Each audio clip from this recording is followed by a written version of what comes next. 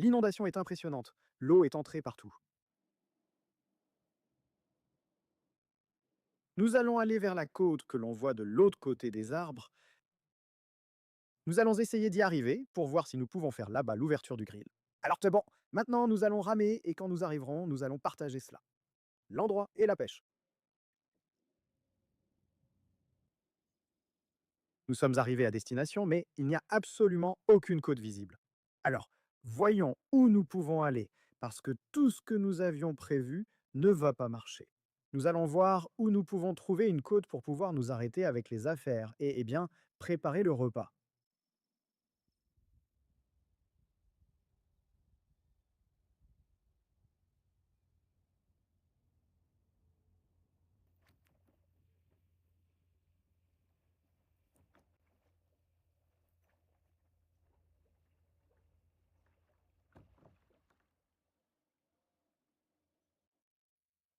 Finalement, nous avons trouvé un endroit où monter. Regardez. Nous sommes extrêmement fatigués. Bon, hein, nous avons les équipements de pêche, les affaires palisa pour préparer la nourriture, les briques que nous avons apportées parce que nous avions calculé que nous n'aurions pas d'endroit où poser le grill. Regardez où nous sommes. On voit un champ avec des animaux au loin. Bon, ceci serait le fleuve Bolivet. Nous sommes, imaginez le pont Pellegrini, à au moins 2 kilomètres. Et bon, l'eau, comme vous voyez, coule assez fort. Maintenant, on va installer les affaires et bientôt on fera les premiers lancers pour débuter. Aujourd'hui, on va manger de la boga au barbecue et voir le résultat.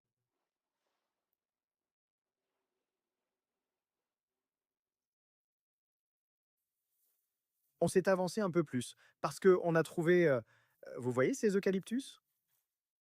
Et voilà, ça nous donne de l'ombre. L'endroit est vraiment sympa. Donc ici, on a la bouche. On va voir, sûrement qu'on va faire la bouche là en bas. Et pour cette partie, ben, on va lancer les cannes. Et bon, plus tard, je vais vous montrer un peu plus l'endroit. On va se balader, voir ce qu'on peut trouver. Je sais qu'il y a des lagunes plus à l'intérieur, mais je ne sais pas commenter la question de l'eau, donc si on peut y entrer, on ira voir. L'attaque des moustiques est terrible. On dirait que Guido a aimé la pêche du bobo. Eh bien, moi, il a apporté un peu de saucisson, donc aujourd'hui, comme vous le voyez, on va goûter du saucisson et du boyau de poulet. On va voir ce que ça va donner aujourd'hui. Il y avait beaucoup de poissons qui sautèrent à l'instant, donc ça promet d'être sympa. Là, je suis déjà en train d'arranger un peu la boga. Les condiments, les citrons, un peu de charbon, parce que, eh bien, le charbon. C'est parce que, ne sachant pas où l'eau nous mènerait, nous avons pris nos précautions. Heureusement, il y a du bois de chauffage ici, ce qui nous aidera à démarrer le feu plus rapidement. Une fois qu'on aura lancé et allumé le feu, on commencera à préparer la boga. On pourra alors faire un petit tour de l'endroit et vous montrer, voir ce qu'on peut trouver.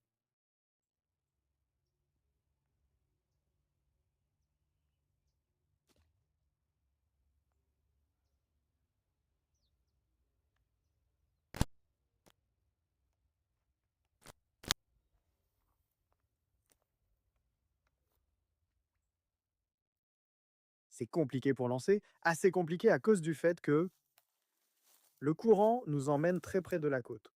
Eh bien, comme vous le voyez, il y a beaucoup de troncs, mais bon, on va trouver un moyen. Mais il y aura de la pêche, alors ne vous inquiétez pas, on va chercher comment on peut faire. Et c'est aussi dangereux. Regardez ici comment toute la partie est en train d'être rongée de la côte par la montée des eaux elle-même. Regardez.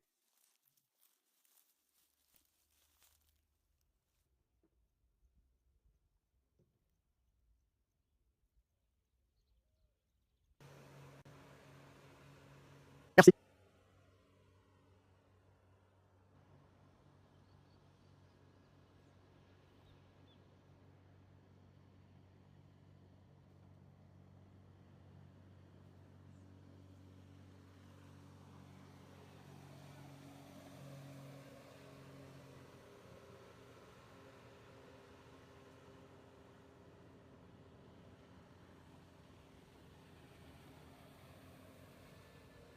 Merci.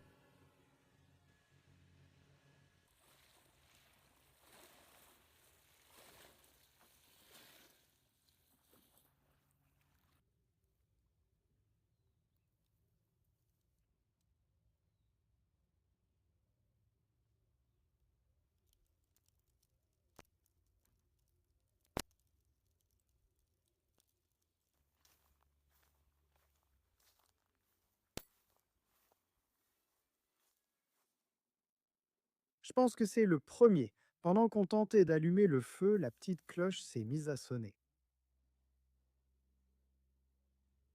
Et apparemment, il vient. Il s'est coincé. Il s'est étouffé. Passe. Tu vois le poisson, comment il me tire? Oui, vas-y, marche.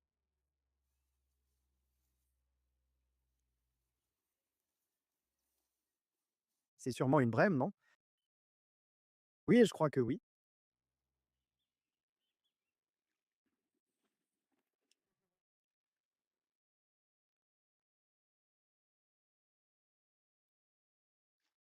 Il avait du saucisson, non?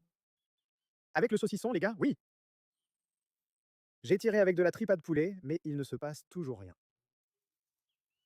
Donc il semble que pour la boga, c'est le saucisson. Aujourd'hui, ça va être compliqué, non, Guido?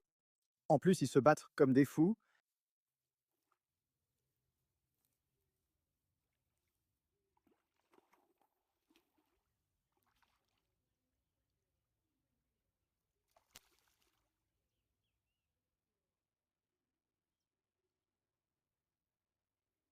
Quoi?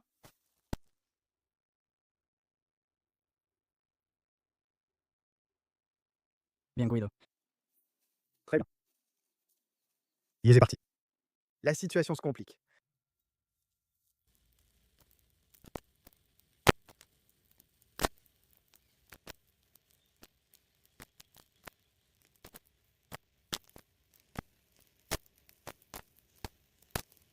Bon,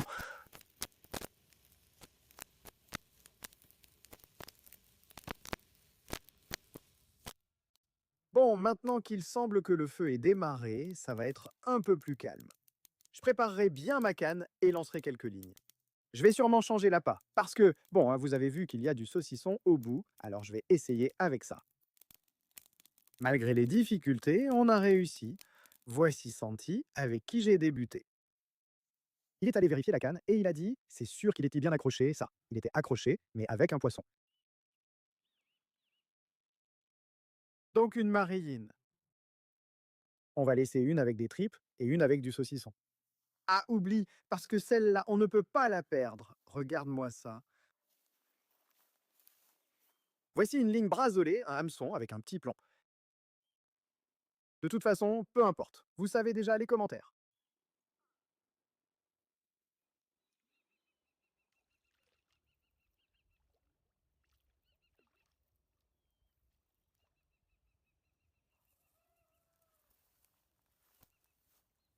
Un petit flotteur.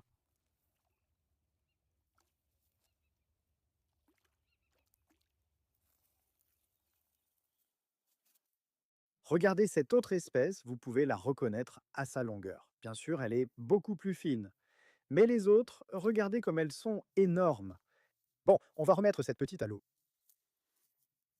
Et la différence que vous pouvez remarquer avec les autres, c'est qu'elles ont une teinte jaunâtre. Et ce n'est pas seulement la couleur.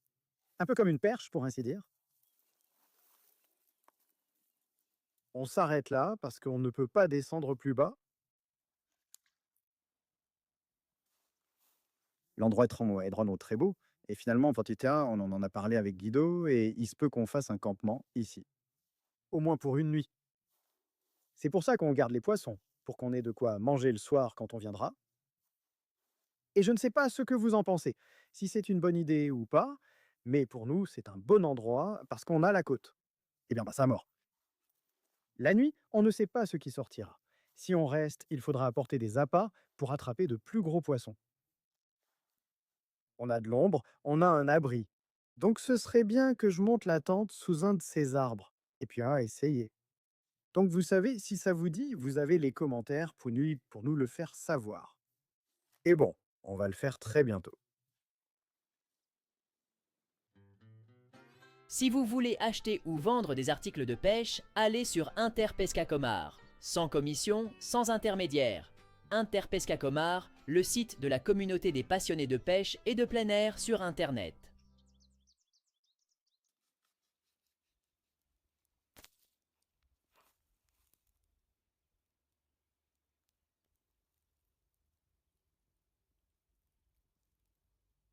Merci.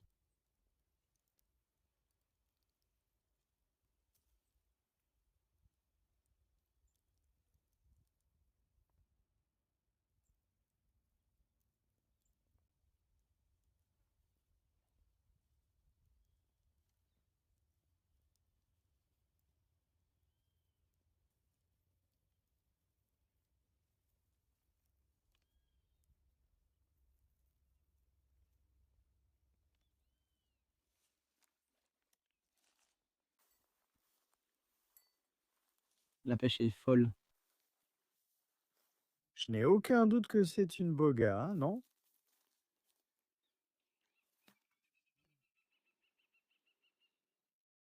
Ah, on a mis du temps parce qu'on préparait la boga et bon, ça se complique parce qu'on est calculé à environ 30 mètres, d'où nous sommes ici.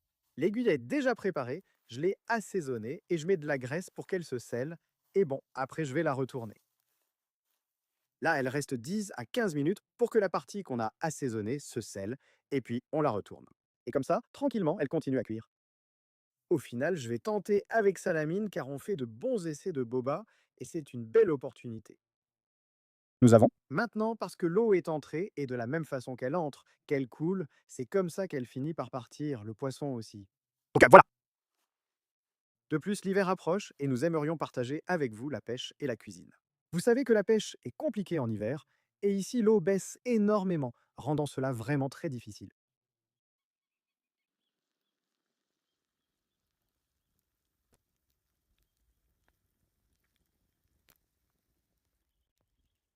C'est l'heure du maté. Regardez, justement, on est revenu faire un tour. Eh bien, il semble qu'il y ait quelque chose ici qui attaque. J'allais raconter. Ah papa, tiens. Allez, oh, camarade. Allez, Cinti.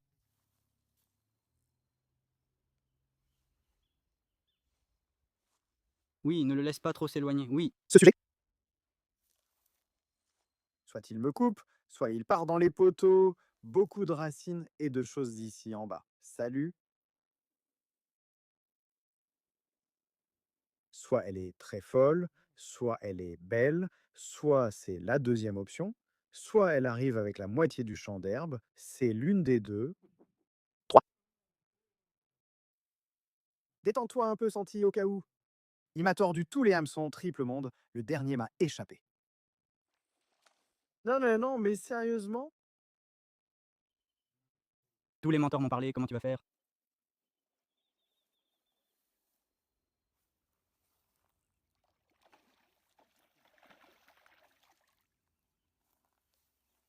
Santi.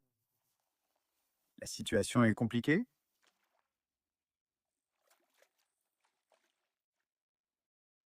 Oh, comme celle que j'ai portée récemment. D'accord, je laisse la canne. Faisons le test, Totten. Fais attention. Faisons le test.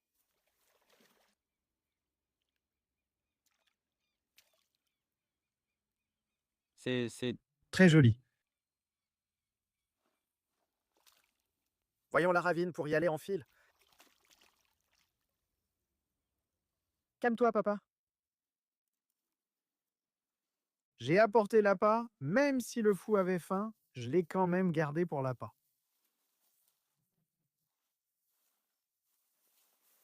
Spectaculaire, regarde ça. Je lui racontais à quel point la pêche est incroyable, car on avait prévu quelque chose de complètement différent à un autre endroit. Et regardez où on a fini. On a perdu du temps, mais on a ramé pendant 1 heure et c'était incroyable. Parfois, quand on sort en kayak, c'est ça qu'on aime. On ne sait pas où on va finir. Regardez maintenant, belle pêche de brème, l'autre brème est déjà sur les braises. Et bon, on va voir si après avoir mangé, on peut marcher un peu et vous montrer à quoi ressemble l'endroit.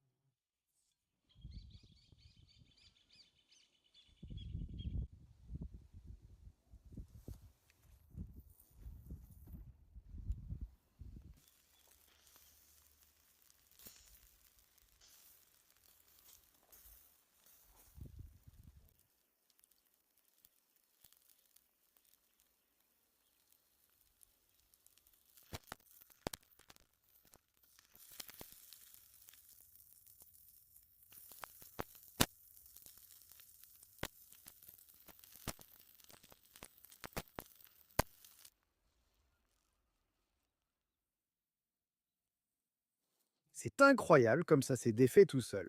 L'autre partie, la plus grande, on la laisse là, couverte, encore un moment. Donc bon, on va commencer avec ça.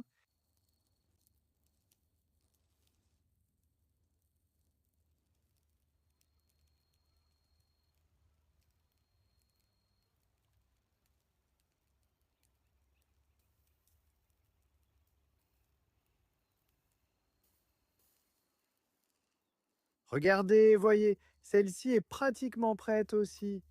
Regardez comme la chaleur s'en échappe. Ça fait des sortes de bulles. Donc bon, maintenant on va passer à... On va visiter ailleurs et le laisser encore un peu. Comme vous pouvez le voir, il y a déjà des braises. On est arrivé à temps et on va continuer la visite. On ira sûrement vers ces eucalyptus pour essayer.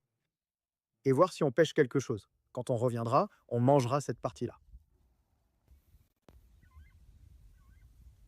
Bon, premier lancer dans cette zone. Dans un moment, on va essayer. Ici, et on va aller là-bas, vers l'eucalyptus. On va voir ce que ça donne. Le vent s'est levé assez fort, regardez.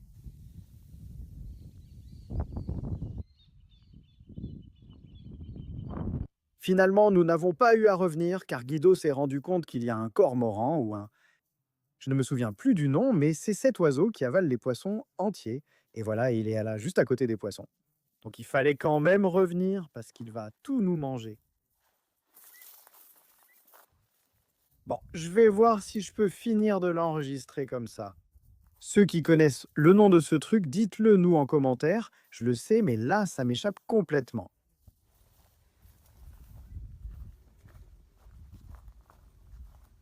Voilà. Justement, là, il y a un niveau incroyable. S'il avait attrapé le poisson-chat, il l'aurait avalé en entier. J'espère que Vous ayez vu. Et donc, que vous puissiez me dire comment il s'appelle, il est de couleur blanche. Vous ne savez pas à quel point c'est incroyable. Je le recommande vivement, la boba vraiment. Donc maintenant, vous savez quoi faire pour n'importe quoi. Y a-t-il une autre recette que vous voudriez qu'on fasse? Parce qu'elle est vraiment bonne. Je vais le faire. Je vais vous montrer les chevaux qui sont ici. La boga est très bonne, comme je vous l'ai dit, mais bientôt il faudra tout ranger et beaucoup ramer. Donc la bonne chose, c'est qu'on a l'eau en notre faveur cette fois, ça nous aide beaucoup. Parce qu'imaginez-vous comment l'eau coule. Il y en avait un? Avec une chaleur terrible, voyons si je peux le voir.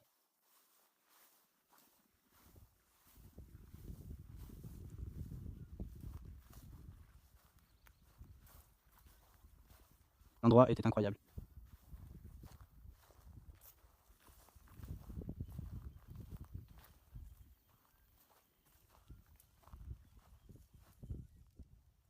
Je crois.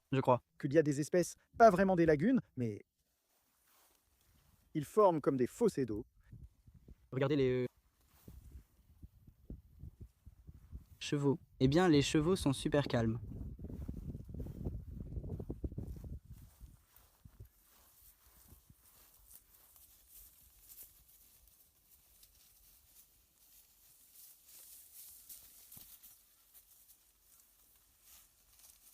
Regardez celui-là comme il est beau, qu'est-ce qu'il est.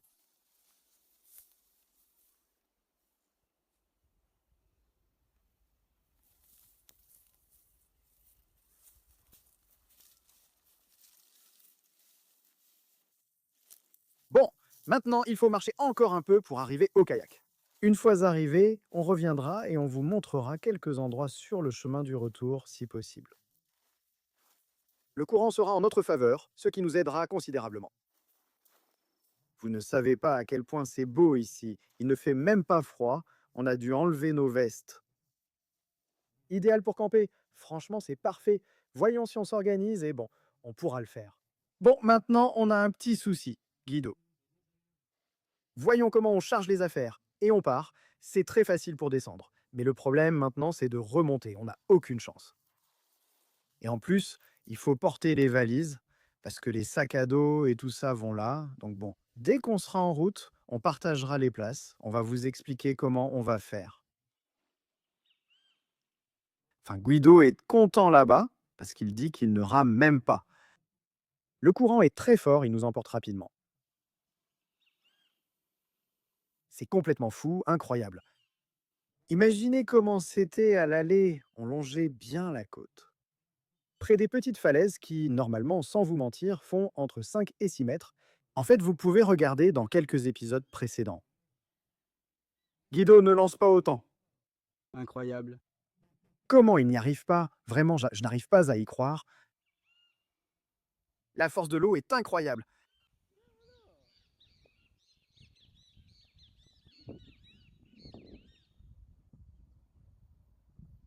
C'est la gloire, c'est horrible et ça m'emporte. Regardez là-bas un exemple de ce ravin, déjà plus haut, pour que vous voyez un peu. Les caseros sont impressionnants. Je ne sais pas comment vous les appelez, Ornero ou casero.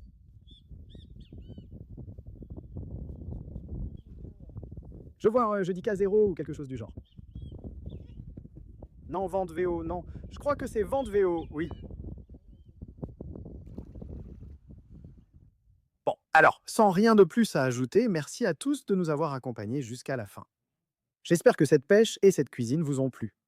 N'hésitez pas à laisser un commentaire si vous voulez qu'on campe là-bas ou pour toute autre suggestion.